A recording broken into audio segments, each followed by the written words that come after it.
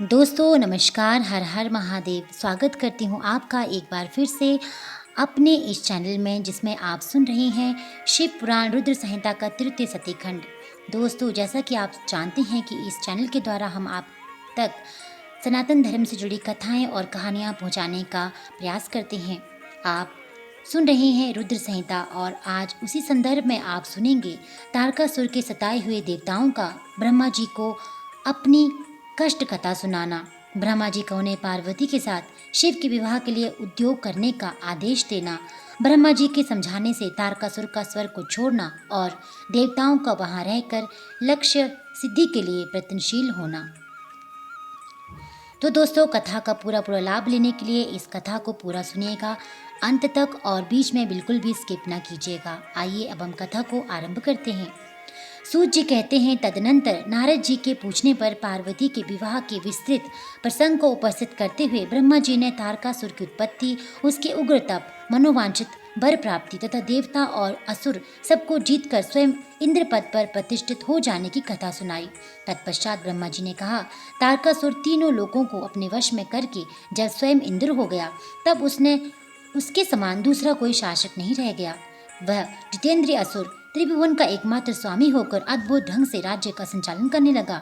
उसने समस्त देवताओं को निकालकर उनकी जगह दैत्यों को स्थापित कर दिया और विद्याधर आदि देव योनियों को स्वयं अपने कर्म में लगाया। मुने, तदनंतर तारकासुर के सताए हुए इंद्र आदि संपूर्ण देवता अत्यंत व्याकुल हो अनाथ होकर मेरी शरण में आए। उन सब ने मुझ प्रजापति को प्रणाम करके बड़ी भक्ति से मेरा स्तवन किया और अपनी दारुण दुख की बातें बताकर कहा, प्रभु, आप ही हमारी गति हैं, आप ही हमें कर्तव्य का उपदेश देने वाले हैं और आप ही हमारे धाता एवं उद्धारक हैं। हम सब देवता तारकासुर नामक अग्नि में जलकर अत्यंत व्याकुल हो रहे हैं। जैसे सन्निपात रोग में प्रबल औषधियाँ भी निर्बल हो जाती हैं, उसी प्रकार उस असुर ने हमारे सभी क्रूर उपायों को बलहीन बना दिया है। भगवान विष्णु के सुदर्शन चक्र पर ही हमारी विजय की आशा अवलंबित रहती है, परंतु वह भी उसके कंठ पर कुंठित हो गया। उसके गले में पड़कर वह ऐसा प्रतीत हो गया था मानो उस असुर को फूल की माला पहनाई गई हो। मुने, देवताओं का ये कथन सुनकर मैंने उन सब से समयोचित बात कही। देवताओं, मेरे ही वरदान से दैत्य तारकासुर इतना बढ़ गया है, अतः मेरे हाथ में उसका वध होना उचित नहीं। जो जिससे पलकर बड़ा हो, उसका उसी के द्वारा वध होना योग्य कार्य नहीं है। विष के वृक्ष को भी यदि स्वयं सींचकर बड़ा किया हो, तो उसे स्वयं काटना अनुचित माना गया है। तुम लोगों का सारा कार्य करने के योग्य भगवान शंकर है, किंतु वे तुम्हारे कहने पर भी स्वयं उस असुर का सामना नहीं कर सकते। तारक दैत्य स्वयं अपने पाप से नष्ट होगा। मैं जैसा उपदेश करता हूँ, तुम वैसा कार्य करो। मेरे वर के प्रभाव से न मैं तारकासुर का वध कर सकता हूँ, न भगवान विष्णु कर सकते हैं, और न भगवान शंकर ही उसका वध कर सकते हैं। दूसरा कोई वीर पुरुष अथवा सारे देवता मिलकर ही उसे नहीं मार सकते। ये सत्य कहता हूँ। देवताओं, यदि शिवजी के वीर से कोई पुत्र उत्पन्न हो, तो वही तारक दैत्य का वध कर सकता है, दूसरा नहीं। सुश्रेष्ठ गण, इसके लिए जो उपाय मैं बताता हूँ उसे करो। महादेव जी की कृपा से वह उपाय अवश्य सिद्ध होगा। पूर्व काल में जिस दक्ष कन्या सती ने दक्ष के यज्ञ में अपने शरीर को त्याग दिया था, वही इस समय हिमालय पत्नी मेनका के गर्भ से उत्पन्न हुई है। ये बात तुम्हें भी विदित ही है। महादेव जी उस कन्या का पाणी ग्रहण अवश्य करेंगे। तथापि देवताओं, तुम स्वयं भी इसके लिए प्रयत्न करो। तुम अपने यत्न से ऐसा उद्योग करो जिससे मेनका कुमारी पार्वती में भगवान शंकर अपना वीर्य का आधान कर सके। भगवान शंकर उदरवेता है, उनका वीर्य ऊपर की ओर उठा हुआ है। उनके वीर्य को प्रसंकलित करने में केवल पार्वती ही समर्थ है, दूसरी कोई अबला अपनी शक्ति में ऐसा नहीं कर सकती। गिरिराज की पुत्री वे पार्वती इस समय युवावस्था में प्रवेश कर चुकी है और हिमालय पर तपस्या में लगे हुए महादेव जी की प्रतिदिन सेवा करती है। अपने पिता हिमवान के कहने से काली शिवा अपनी दो सखियों के साथ ध्यान परायण परमेश्वर शिव की साग्रह सेवा करती है।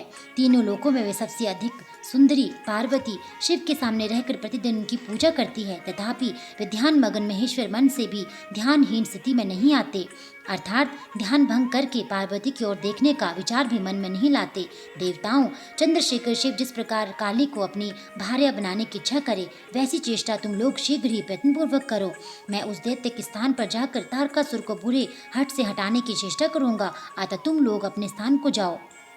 नारद, देवताओं से ऐसा कहकर मैं शीघ्र ही तारकासुर से मिला और बड़े प्रेम से बुलाकर मैंने उससे इस प्रकार कहा, तारक, ये स्वर्ग हमारे तेज का सार तत्व है, परंतु तुम यहाँ के राज्य का पालन कर रहे हो, इसके लिए तुमने उत्तम तपस्या की थी, उसके अधिक चाहने लगे हो। मैंने तुम्हें इससे भी छोटा ही वर दिया था, स्वर्ग का राज्य कदापि नहीं दिया था, इसलिए तुम स्वर्ग को छोड़कर पृथ्वी पर राज्य करो।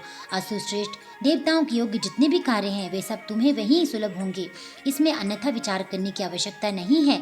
ऐसा कहकर उस असुर को समझाने के बाद मैं शिवा और शिव का स्मरण करके वहां से अदृश्य हो गया। तारकासुर भी स्वर्ग को छोड़कर पृथ्वी पर आ गया और शोणितपुर में रहकर वह राज्य करने लगा। फिर सब देवता भी मेरी बात सुनकर मुझे प्रणाम करके इंद्र के साथ प्रसन्नता पूर्वक बड़ी सावधानी के साथ इंद्रलोक में गए। वहां जाकर परस्पर मिलकर आपस में सलाह करके वे सब देवता इंद्र से प्रेम पूर्वक बोले, भगवान शिव की शिवा में जैसे भी काम मूलक रुचि हो वैसा ब्रह्मा जी का बताया हुआ सारा प्रयत्न कर आपको करना चाहिए। इस प्रकार देवराज इंद्र से संपूर्ण वृतांत निवेदन करके वे देवता प्रसन्नता पूर्वक सब और अपने अपने स्थान पर चले गए। आगे सुनिए इंद्र द्वारा काम का स्मरण, उनके साथ उनकी बातचीत तथा उनके कहने से काम का शिव को मोहने के लिए प्रस्थान। ब्रह्मा जी कहते हैं, नारद, देवताओं के चले जाने पर दुरात्मा तारक दैत्य से पीड़ित हुए इंद्र ने कामदेव का स्मरण किया। कामदेव तत्काल वहां आ पहुंचा। तब इंद्र ने मित्रता का धर्म बतलाते हुए काम से कहा, मित्र, कालवशात मुझ पर असाध्य दुख आ पड़ा है, उसे तुम्हारे बिना कोई भी दूर नहीं कर सकता। दाता की परीक्षा दुर्भिक्ष में